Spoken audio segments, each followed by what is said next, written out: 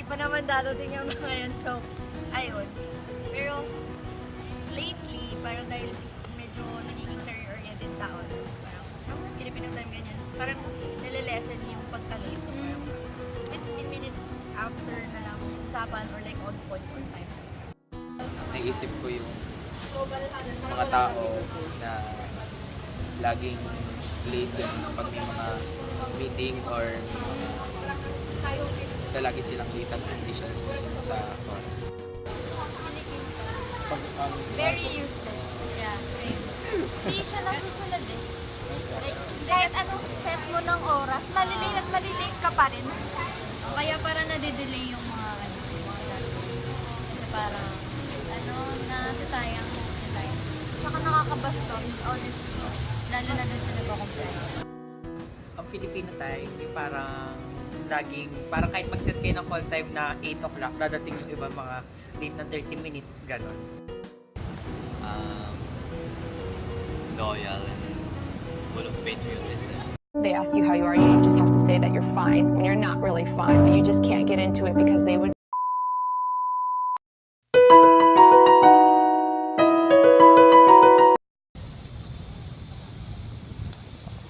Tagal naman yung hero.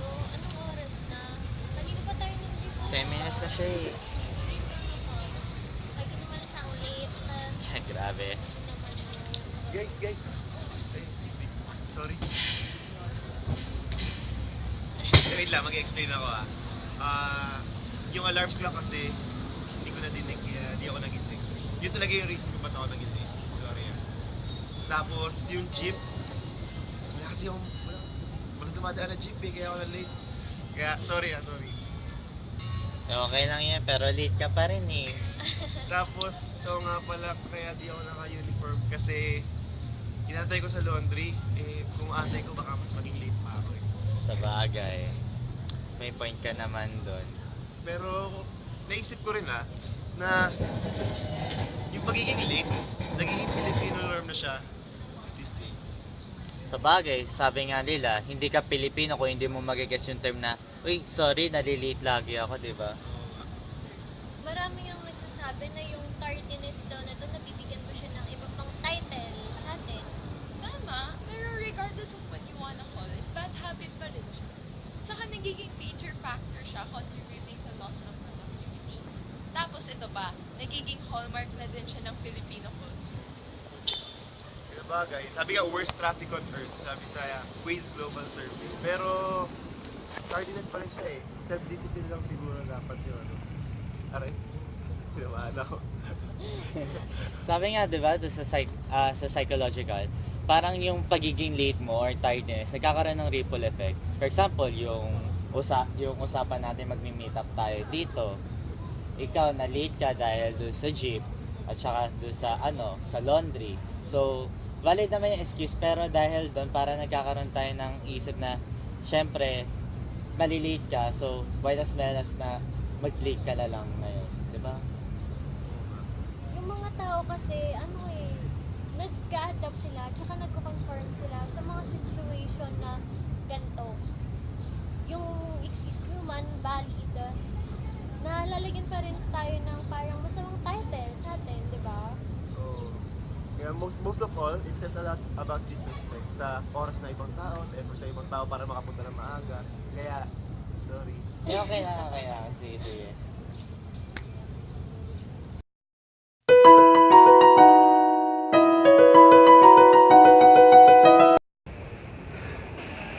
Tisha, asan ka na? Magre-record pa ng pera. Kapagahan sa traffic ako. Ang traffic kaya dyan sa may Espanya. Hindi mo inagahan. Ay, naku, hindi din tumunog yung alarm clock ko. Alam mo, isa kang magandang halimbawa ng i-discuss natin ngayon. Ano ba i-discuss natin? Filipino time. Mga laging nalilate katulad mo. Grabe ka naman. Pero saan nga ba natin nahuhugot ang ganitong klase ng mentalidad? At paano nga ba nagsimula ang ganitong kultura na eventually ay naging social norm na rin ng mga kabataan? Katulad niya, ako. Here's the Late Squad to help you understand this social phenomenon. It doesn't assume that the possible origin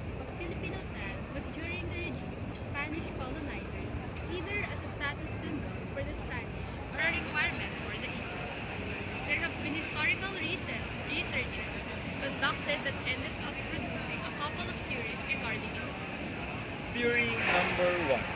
Lateness was seen as a status symbol.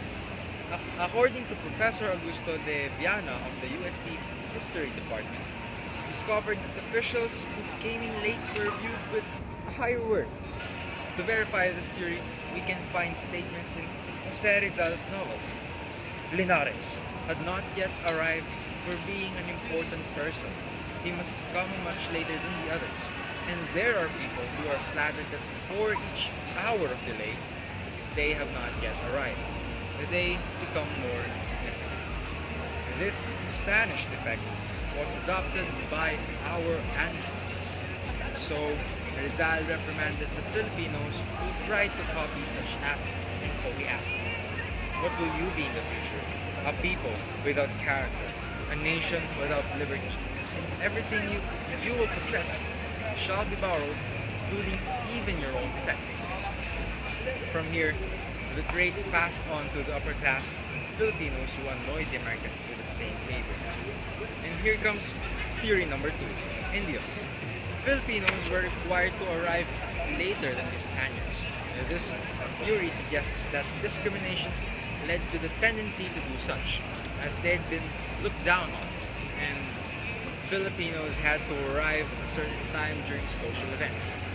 After all, the conquistadors and mestizos had been seated. It was only after this that they were allowed to socialize, make business, and political connections. Now, how would the so-called Filipino time affect the rest of society? Sociology, it's been engraved in our culture and has even become a prevailing social norm. Yet it inputs Filipinos in a bad light, all because it was deemed acceptable in society. This habit of tardiness says a lot of negative things about our culture. Valid man ang dahilan o hindi, this kind of culture puts a bad title on Filipinos, reflecting an image of an individualistic nature that is complacent and static. Huwag ka na magpapalit, please. Joke yan. It says a lot about disrespect for others' effort to be on time and lack of self-discipline. Over time, this tardiness, which we saw as a mere habit, grew into a title associated with the entire Filipino community. Some foreign communities even generalize that all follow this norm. How about psychology? 10. Psychologically speaking, of course, tardiness creates a ripple effect. Sabihin na lang natin na late siya ngayon, bukas, late na din ako. Nandamay pa. One example of political science relation of Filipino time is elpido quirino. He suffered this social disease as he was a Fordham University's guest of honor and was supposed to be given an honorary doctorate in 1949. He ended up being 2 hours late for the event. According to a journal article by Miguel Bernad, he blamed the traffic even though he had enough escorts to get him there on time. Idol! Although not as obvious, the act of not being on time has a major effect on the economy in general, as it could interfere with the individual's productivity.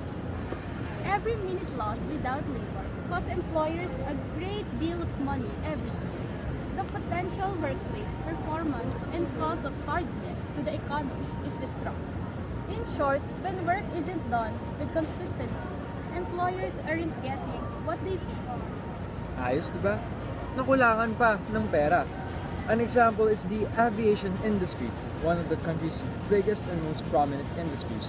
Both Philippine Airlines and the Cebu Pacific have been known for their infamous delayed flights. Naranasan mo na ba yun? Sana hindi pa. On January 2015 alone, there had been 103 delayed flights on an average day. Grabe, ang laki nung mawawalang pera sa'yo kung ikaw ang nagmamayari nito. Milyon-milyon. Now, in relation to anthropology, human society develops and evolves over time, so does culture. And history takes a crucial act in the evolution of Filipino behavior, transforming and shaping the mentality of one individual that is eventually adopted by the rest of the community. Colonialism changed the way we view society. society. Most of the things that shape Filipino culture aren't solely us, although there are some others are blended with foreign elements brought with the colonizers. Spanish carried a lot of clout, especially towards Filipino. Diba? Hindi lang ako nag-iisa dito. They introduced their version of the philosophy of life, habits, language, clothing, cuisine, and religion.